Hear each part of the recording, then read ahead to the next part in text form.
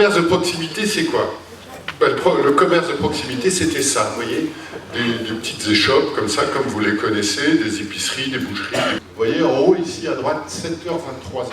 Donc on est vraiment sur un commerce qui est ouvert avec des amplitudes horaires énormes, bien plus importantes que ce que pouvait être le commerce auparavant sur les photos que je vous ai montrées. Troisième chose, des services. Vous voyez, alors, vous avez un peu de mal à lire, mais voilà, il y a de la livraison à domicile, gratuite. Il y a donc du pain frais toute la journée, il y a des produits frais toute la journée. Il y a vraiment un service rendu directement aux clients. Et puis, dernière chose qui n'est pas négligeable, vous allez voir, on va en reparler, c'est cette table ici. Vous voyez la table là devant? Et en fait, aujourd'hui, toutes les enseignes qui développent des nouveaux concepts en France développent alors une nouvelle idée, je ne sais pas si c'est ce qu'on a appelé la distriration. On est à la fois sur la distribution et à la fois sur la restauration. Et en fait, systématiquement, dans tous les points de vente aujourd'hui, vous avez un espace de vente, tel que vous le connaissez, et un espace, alors on va dire, de restauration, de dégustation, de snacking, comme vous voulez. Grosso modo, on va dire 10 milliards d'euros de chiffre d'affaires, qui est en progression de pratiquement 4 points. Quant à l'inverse, les grandes surfaces sont en progression de 1 point. Donc vous voyez que la progression est vraiment tirée aujourd'hui par le commerce de proximité. Et donc la célèbre phrase, je ne sais pas si ça vous parle, qui disait l'hypermarché est mort. L'hypermarché n'est pas mort, mais c'est vrai qu'il souffre énormément et qu'aujourd'hui, le secteur qui fonctionne bien et l'axe de développement majeur du commerce alimentaire en France est tiré par le commerce de proximité. Quand vous regardez les parts de marché sur cette catégorie dans le commerce de proximité, c'est assez hallucinant. Vous voyez que le sandwich, par exemple, plus d'un quart est vendu en commerce de proximité. L'alcool, 20% de l'alcool aujourd'hui est vendu en commerce de proximité. C'est quand même énorme. Hein. Objectivement, les chiffres ont été multipliés par 3, par 4, par 5, juste en quelques années. C'est un phénomène vraiment très rapide. Alors pourquoi justement ce tel succès? Qu'est-ce qui peut expliquer cette montée en puissance aussi rapide du commerce de proximité? Évidemment, on vous dit le consommateur a changé, il recherche un peu plus de proximité, il y a une tendance sociologique.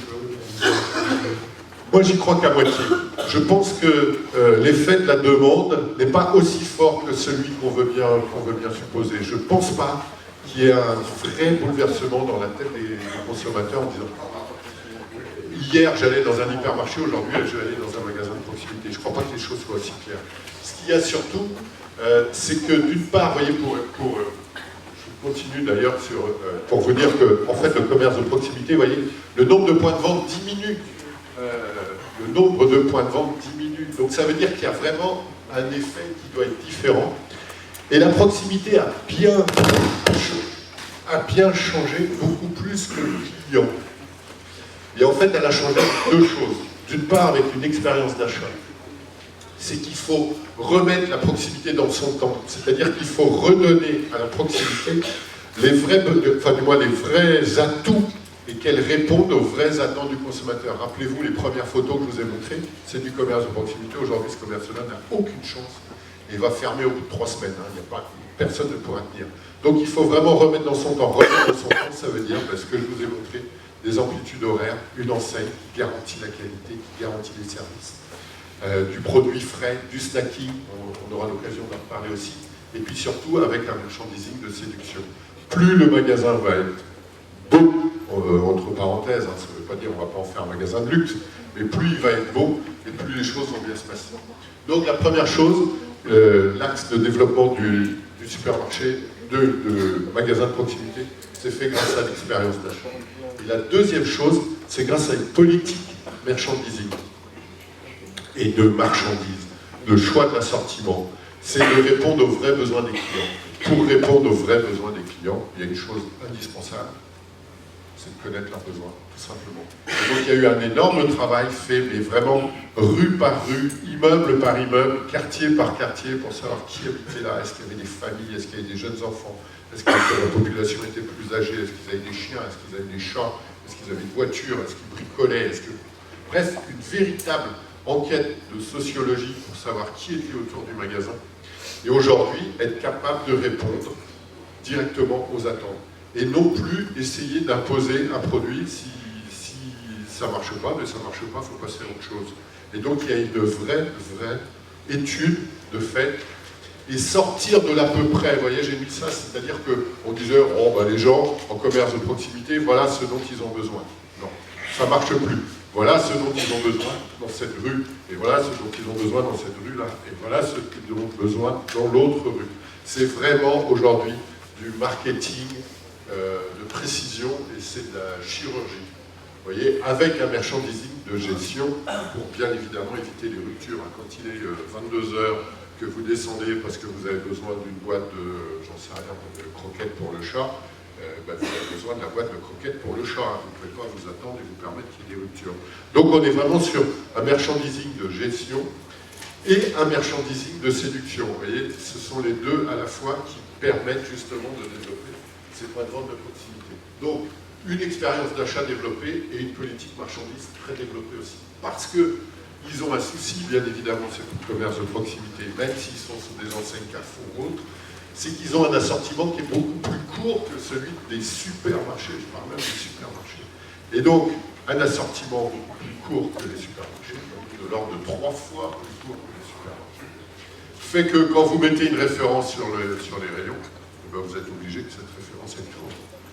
Je ne vous explique pas le prix de l'immobilier à Paris. Vous ne pouvez pas vous permettre d'avoir des rayons, des magasins trop grands. Un magasin trop grand, ça n'existe pas, évidemment, mais vous ne pouvez pas vous permettre d'avoir de la place froide ou morte ou voilà, dans un point de vente. Il faut que ça tourne, il faut que tout tourne.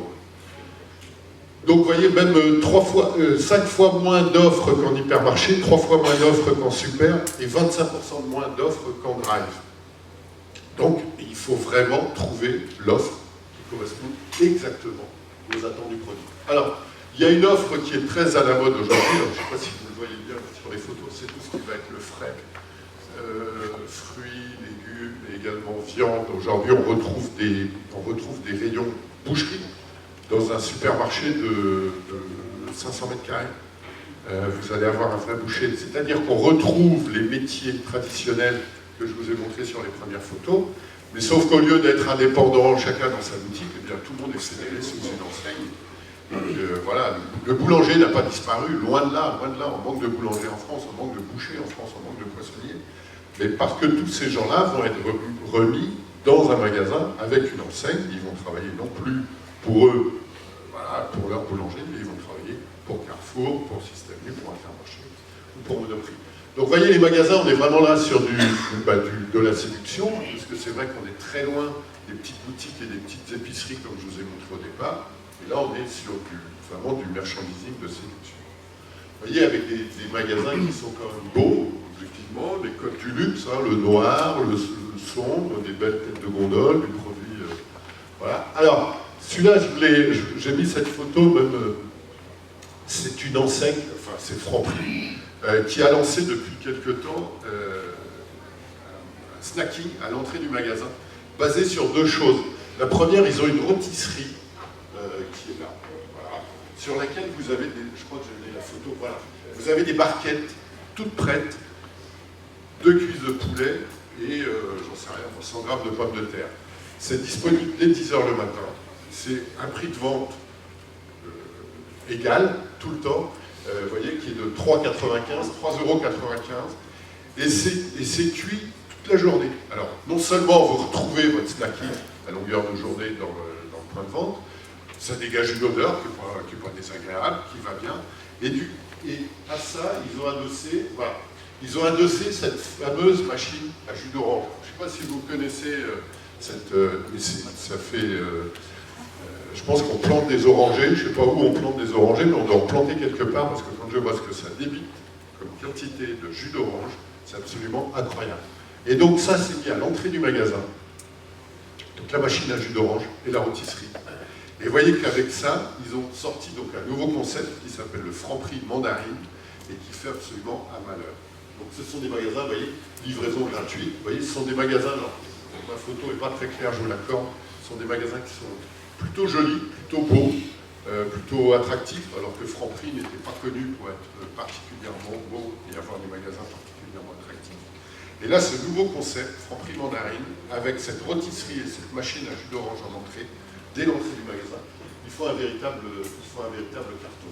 Alors, ça c'est le constat. Je vous fais grâce de toute la presse, mais c'est pour vous dire qu'à mon avis, ça va continuer. On est juste au démarrage d'une tendance qui va... Alors, qui, il est vrai, aujourd'hui, est quand même très développé à Paris.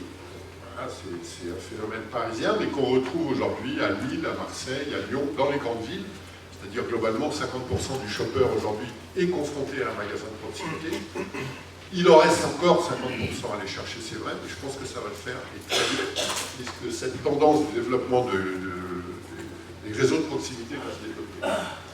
Pourquoi? Parce que d'abord, pour les enseignes, c'est une des ripostes à Amazon.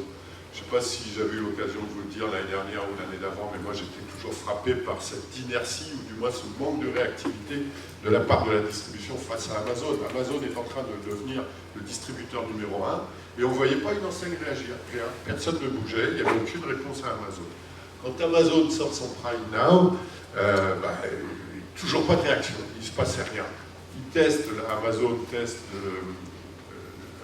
same day, free et same day delivery, donc vous commandez le matin, vous êtes livré l'après-midi gratuit, et toujours aucune réaction de la part de la distribution. Et ça y est, là quand même, maintenant, on voit la distribution justement qui réagit et qui ouvre ces fameux magasins de proximité qui vont permettre, voilà, plutôt que de commander sur Amazon, j'en sais rien, pareil de lessive, où vous descendez dans la boutique qui est en bas, et vous avez le baril chez vous pouvez le voir, vous l'achetez, et en plus on vous le livre gratuitement. Donc ça, c'est une vraie réponse à Amazon.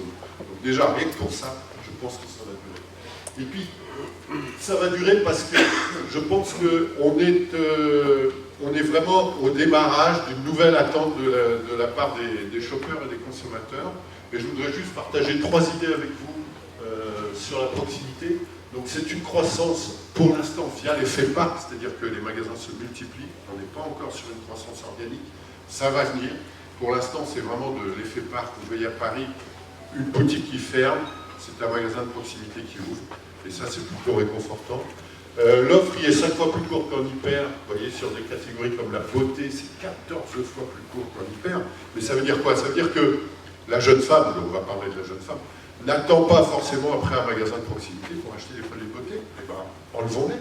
On n'a pas besoin de mettre du maquillage dans un magasin de proximité. Elles ne vont pas chez Franprix pour acheter du maquillage. Donc laissons-les aller chez Kiko, chez Sephora, voilà, puisque ces enseignes-là sont là pour ça. Vous voyez, je crois que le magasin de proximité a appris au moins une chose, c'est à ne pas aller se battre sur des terrains où le combat est perdu d'avance. C'est que dans les habitudes de vie, vous allez vouloir passer du temps à faire autre chose qu'à faire vos courses, donc autant aller en bas.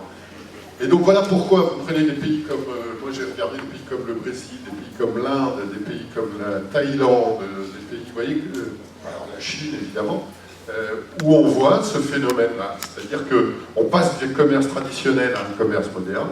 Alors, la chance que vous avez, c'est que vous allez beaucoup plus vite que nous. Nous, on a mis 50 ans en France à le faire. Donc vous allez aller beaucoup, beaucoup plus vite que nous. Donc vous allez passer à un commerce moderne. Et après, vous allez revenir, non pas à un commerce, pas moderne, bien évidemment, mais structuré. La différence, c'est que le commerce sera structuré. Regardez les premières photos que je vous ai montrées, c'est-à-dire que les magasins auront des enseignes et appartiendront à un groupe. Le magasin indépendant, aujourd'hui, je suis plus sceptique. Je ne sais pas si j'ai répondu à votre question. Mais bon, j'ai malheureusement pas de boule de cristal.